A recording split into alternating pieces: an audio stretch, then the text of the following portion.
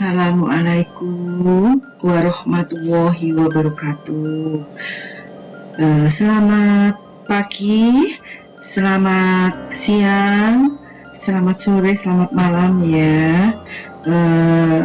Terutama untuk siswaku dimanapun kalian berada.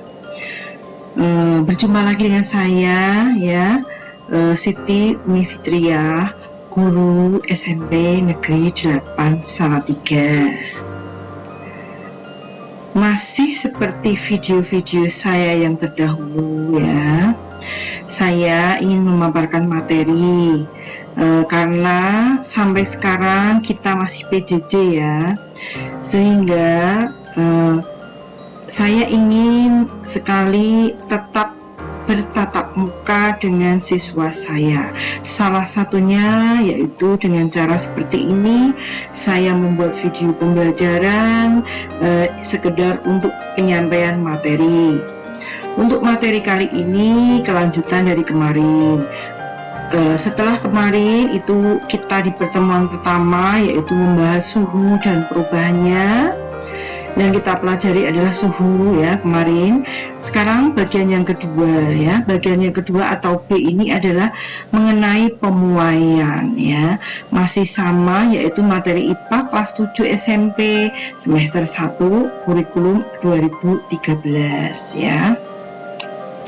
Tetapi sebelumnya sama seperti video-video yang lalu ya, saya mohon dukungan yaitu dengan cara like, komen, subscribe, dan hidupkan lonceng notifikasi agar semuanya itu menambah motivasi saya dalam membuat video-video untuk siswa-siswi saya. Terima kasih. Selanjutnya, mari kita ikuti paparan materi bab 4, suhu dan perubahannya, mengenai hal yaitu pemuaian. Materi masih sama, saya ambil dari buku paket siswa terbitan Kemdikbud ya, untuk kurikulum 2013 revisi tahun 2017.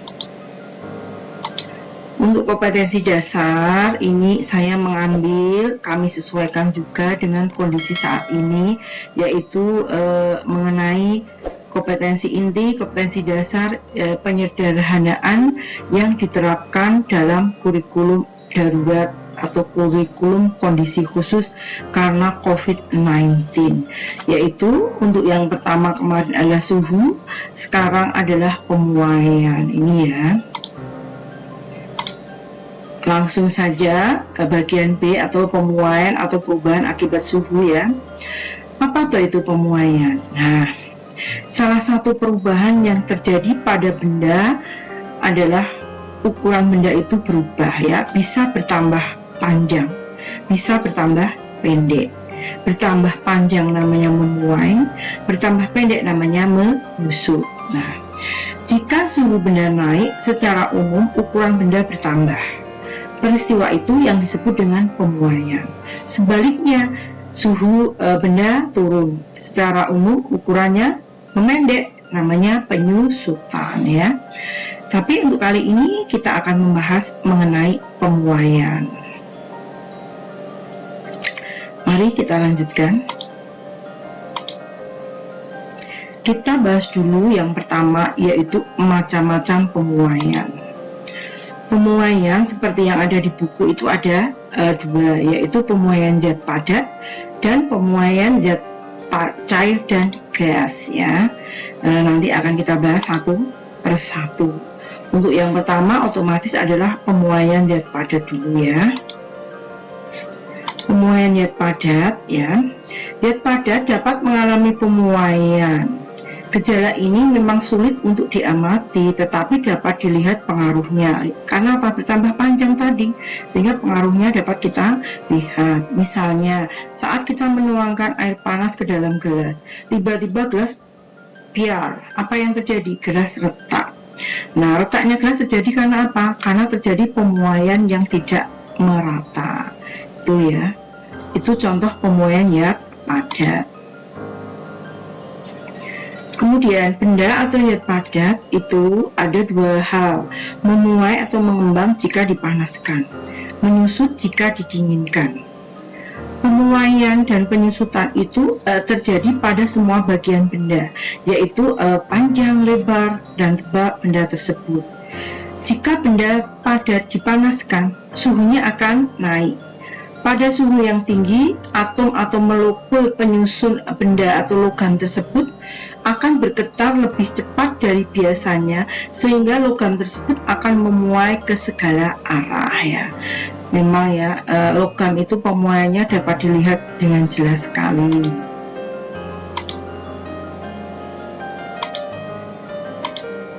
Nah ini, para perancang bangunan, jembatan atau jalan raya harus memperhatikan sifat pemuaian atau penyusutan bahan karena perubahan suhu ya.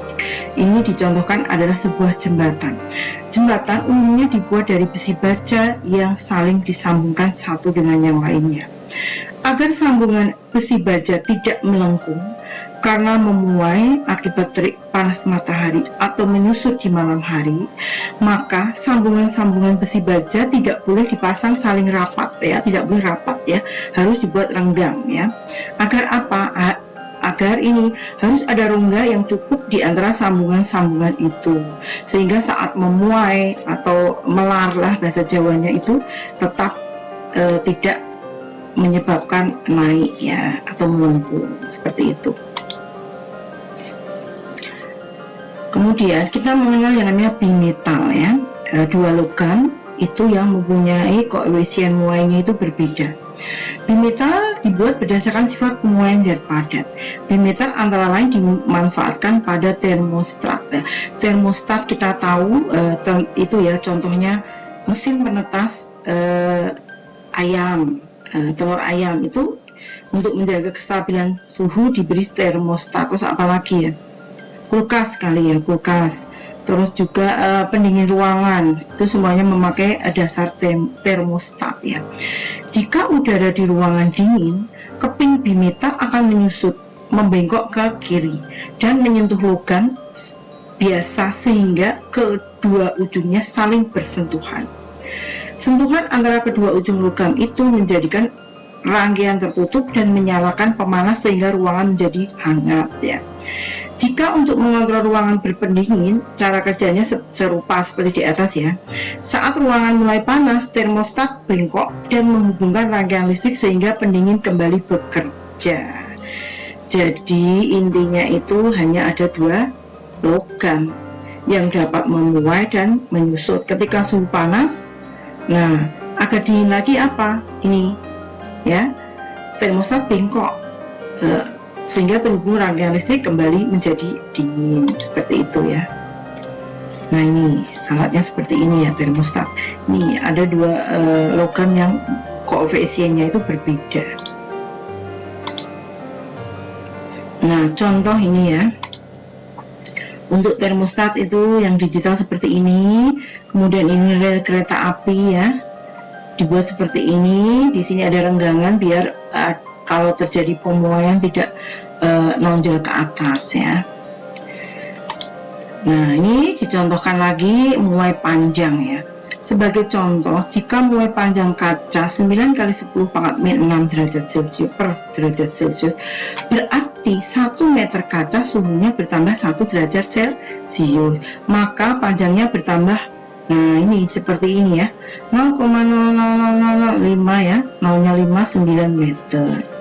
Nah, ini menunjukkan tabel koefisien beberapa bahan, kaca biasa dan sebagainya. Di sini ada pertanyaan, mengapa alat laboratorium menggunakan kaca pirek? Nah, kira-kira apa ya jawabnya? Nah, jawabnya adalah ini ya. Karena kaca pirek tahan panas dan ringan, sehingga lebih nyaman menggunakan kaca pirek dibanding kaca biasa. Kemudian yang kedua, koefisien muai panjang kaca pirek lebih kecil sehingga tidak mudah pecah dan tidak mudah memuai dibanding kaca biasa. Kita lihat apakah memang muai panjang kaca pirek itu lebih kecil daripada kaca biasa. Tadi di daftarnya ada ya, kaca pirek. Oh iya ini ya, cuma ini ya 0,00003, sedangkan kaca biasa 0,009. Memang muainya panjang lebih rendah daripada kaca biasa. Jadi kita sekarang sudah tahu jawabnya ya. Kita lanjutkan. Jika panjang logam mula-mula sama, untuk logam yang berbeda ternyata pertambahan panjangnya benda berbeda karena pemuaiannya juga berbeda. Besaran yang menentukan pemuaian panjang zat padat disebut koefisien muai panjang. Koefisien muai panjang suatu zat adalah, nah ini pengertiannya ya, bilangan yang menunjukkan pertambahan panjang tiap satu satuan panjang zat itu jika suhunya naik 1 derajat Celcius. Jadi pertambahan panjang jika suhunya naik 1 derajat Celcius itu disebut koefisien muai panjang. Nah, untuk rumusnya sendiri ini ya, koefisien muai panjang yaitu pertambahan panjang dibagi panjang mula-mula kali kenaikan suhu, atau alpha ya, atau koefisien muai panjang itu dinotasikan alpha sama dengan delta L luas, L atau pertambahan panjang ya, dan LO itu mula-mula, dan delta T atau kenaikan suhu ya. Untuk lebih jelasnya ini ya, atau bisa juga dituliskan alpha sama dengan L akhir dikurangi L mula-mula bagi L mula-mula kali delta T, atau disingkat lagi luas sama dengan delta mula-mula tambah delta panjang mula-mula ditambah panjang mula-mula kali alpha kali delta T ya. Untuk contoh soal dan sebagainya nanti akan Ibu buatkan video tersendiri ya. Untuk saat ini kita bahas teorinya dahulu. Nah, contoh penerapannya ya. Panjang aluminium pada suhu 30 derajat Celcius adalah 100 cm. Koefisien muai panjang aluminium adalah 0,000025 per derajat Celcius. Hitung panjang aluminium itu pada suhu 80 derajat Celcius. Nah, diketahui ya, panjang mula-mula 100 cm ini ya. Kemudian alpha ya, atau muai panjangnya adalah 0,00025 per derajat Celcius. Delta T-nya adalah di sini diketahui 50 derajat Celcius diperoleh dari 80 dikurangi 30, ketemu 50 derajat Celcius.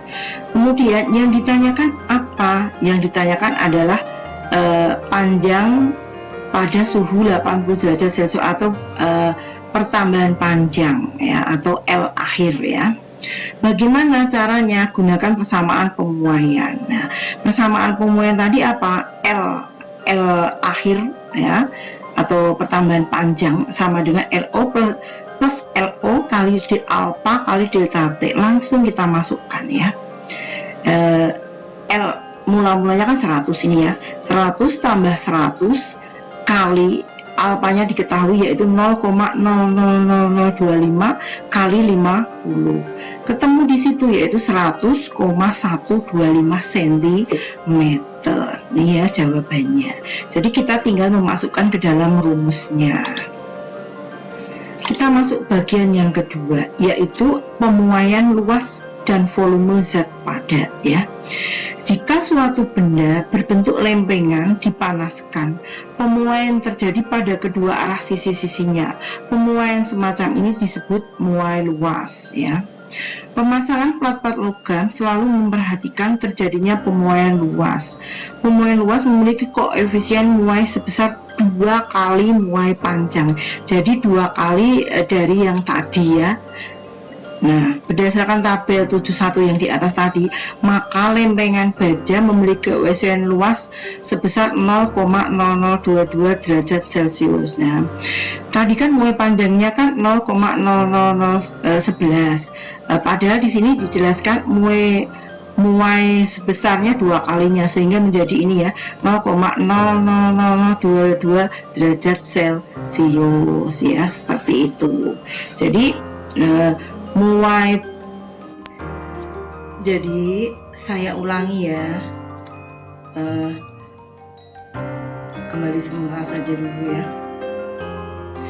Saya ulangi, jadi ini pemuaian luas itu memiliki koefisien muai sebesar 2 kalinya dari muai panjang. Kalau baja muai panjangnya itu 0,00011, muai ini ya, muai luasnya adalah 2 kalinya, yaitu ini 0,00022 derajat Celcius. Nah, kita lanjutkan. Nah, itu tadi kalau muai luas. Sekarang kita bahas yaitu muai dari ini ya, benda yang memiliki berdimensi 3, yaitu memiliki panjang, lebar, dan tinggi seperti kelereng, balok besi dan sebagainya. Nah, pemuaian ruang memiliki koefisien muainya 3 kalinya dari muai panjang. Contoh, balok baja jika dipanaskan akan memuai dengan koefisien sebesar ya, koefisien muainya sebesar 0,00033 derajat Celcius, karena 3 kalinya ini kan, 3 kalinya 0,00011 ya. Jadi intinya muai benda yang berupa berdimensi 3, contohnya balok baja itu 3 kalinya dari muai panjang, seperti itu ya. Kita lanjutkan. Daun pintu tidak dapat ditutup pada pintunya. Ini contoh dari pemuaian ini ya, pemuaian zat padat. Kaca jendela tidak dapat masuk ke dalam binggainya, itu karena memuai juga. Hal ini terjadi karena apa? Waktu pemasangan daun pintu dan kaca jendela terlalu rapat dengan binggainya, sehingga ketika terjadi pemuaian atau penyusutan tidak tersedia lagi rongga yang cukup. Akibatnya bentuknya tidak rata ya, meronjol ya, atau itu teronjol gitu ya. Dan ini sering kita alami pintu dan kaca jendela kita di rumah ya. Kita lanjutkan. Contoh pemuaian zat padat dalam kehidupan sehari-hari. Yang pertama adalah pemasangan rel kereta. Sambungan 2 batang rel kereta selalu diberi celah ya. Hal ini karena jika rel kereta memuai, akibatnya rel tidak menjadi bengkok atau melengkung pada saat terjadinya pemuaiannya, biar tetap rata. Kemudian pemasangan kaca jendela, tadi di depan sudah kita singgung ya. Kaca jendela dipasang tidak rapat. Hal ini dikarenakan jika kaca jendela memuai, kaca tersebut tidak akan pecah. Yang ketiga, celah pada konstruksi jembatan. Hal ini dilakukan untuk memberikan ruang muai pada besi. Maka ujung jembatan logam yang dibiarkan memuai ditopang dengan roda agar bisa bergerak bebas. Ini contoh pemuaian zat padat dalam kehidupan sehari-hari, kaca jendela, baja pada jembatan ya. Sekarang kita masuk ke pemuaian zat cair dan gas ya. Zat cair sendiri ini ya, sebagaimana zat padat, zat cair juga mengalami memuai juga ya, apalagi jika dipanaskan. Pemuaian zat cair lebih mudah diamati dibanding padat dan gas ya, karena wujudnya jelas ya. Contoh pemuaian zat cair dalam kehidupan sehari-hari adalah ini, memasak air sampai mendidih ya, ini ya, sehingga air tumpah, menunjukkan bahwa air memuai atau bertambah banyak saat dipanaskan. Kemudian yang kedua ya, yang kedua ini adalah nomor 2, zat cair yang ada di dalam termometer ini ya, akan naik jika termometer mengenai benda yang panas, atau air raksa naik karena air raksa memuai ya, ini ya. Jadi termometer ini bisa naik suhunya karena kedapatan pada daerah panas ya. Nah, contohnya lagi nih pemuaian pada cair ya. Botol kemasan sirup, kecap, saus, minyak goreng tidak pernah diisi penuh agar tidak tumpah saat memuai. Dan ini kita alami sehari-hari, kita beli di supermarket semuanya tidak ada yang penuh ya. itu sengaja karena untuk memberikan ruang pemuaian. Kita masuk ke zat gas ya. Contoh pemuaian zat gas dalam kehidupan sehari-hari. Yang pertama yaitu balon udara ya. Ini contohnya balon udara. Di balon udara terjadi pemuaian udara yang berasal dari api ya. Kemudian yang kedua ban kendaraan ya. Ini ban. Pada saat mengisi ban mobil atau motor atau sepeda tidak boleh terlalu penuh karena udara akan memuai saat panas, maka ban mobil dapat meledak. Bahaya sekali ya kalau sampai meledak. Kemudian pengisian balon ya, pada balon ini ya. Jangan mengisi balon dengan volume yang sangat penuh karena balon tersebut dapat meledak jika terkena panas yang lama ya. Ini dapat kita lihat pada pesta-pesta itu ya dengan balon ya. Pada siang hari tiba-tiba balonnya bisa meledak dengan sendirinya ya karena ini karena terkena panas ya, sehingga memuai dan bisa meledak. Ternyata materi tentang pemuaian kelanjutan dari kemarin suhu sudah selesai ya. Habis ini Ibu akan berusaha membuat pembahasan soal-soal mengenai pemuaian ya. Untuk materi pemuaian saya cukupkan di sini dulu. Mohon maaf jika saya dalam penyampaian itu ya banyak salah-salah kata. Selanjutnya saya akhiri. Assalamualaikum warahmatullahi wabarakatuh.